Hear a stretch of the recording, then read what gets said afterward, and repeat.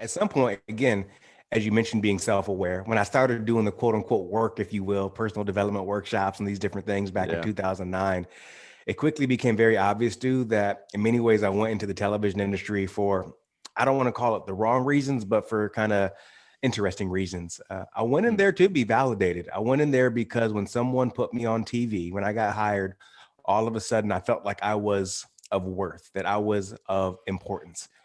Prior to that, there was no other way in life I could feel that. And so I looked externally for people to validate me. And it's, as Mm. you know about the television industry, man, it's a cutthroat industry. I've been fired from jobs. It's tough to get jobs. But then all of a sudden you're depressed, you're down, then somebody says you, and all of a sudden you feel good again. And I found Yeah. myself only feeling good when somebody picked me, that network, right, Huh. to be on that show. And I became aware of that.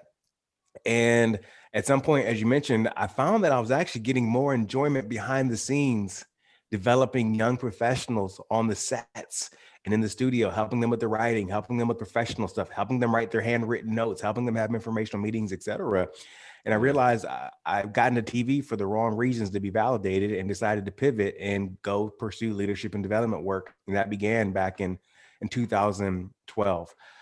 It's funny, few years back, I was giving a talk on a college campus too, and a kid came up to me after the talk and he said, "Hey, man, I noticed that on the social media platforms you have that blue check mark. You're verified on Twitter and Instagram Yeah. and all that fun stuff." He says, "How do you do that?" And I got ready to give him the answer. I was like, and tell him, "Oh, well, I used to work in television, so I'm a Yeah. public Yeah. personality, blah blah blah." But something told me don't go that direction. I said, "Well, why do you want to be verified?" He says, "Well, just to show that it's me." And I'm like, "Is there another you that I should be aware of?" I was like, "Why do you really want to be verified?" And he said, "To show that I'm important." And I Mm. told him something I wish someone told me a long time ago, Stu. I said, "No blue check mark can verify you. You verify you. You were verified the day that you were born, regardless of your faith. You were verified the day that you were born, right?" I don't think that's the answer he wanted to hear, but it's something that I Yeah. needed to remind myself Yeah. and something I needed to tell him as well. As you know, as a speaker, man, the magic happens a lot of times when no one is watching, Yeah. right? You've been on stages in front of thousands of people. I've been on stages sometimes in front of 5,000 people, sometimes hundreds of people. But I got to tell you, you have to ask yourself, are you willing to commit to this work? Are you willing to do this work when there's only three people out there, right?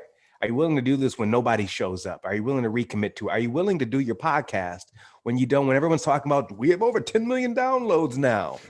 Are you willing to do it when only you get 200 a week, right? And that's where the magic happens, when you're willing to endorse yourself. That's what we're talking Yeah. about. And people told me I was crazy again to leave this television industry behind, just like I was crazy to leave that Kraft Foods job. And it took some years to find my footing.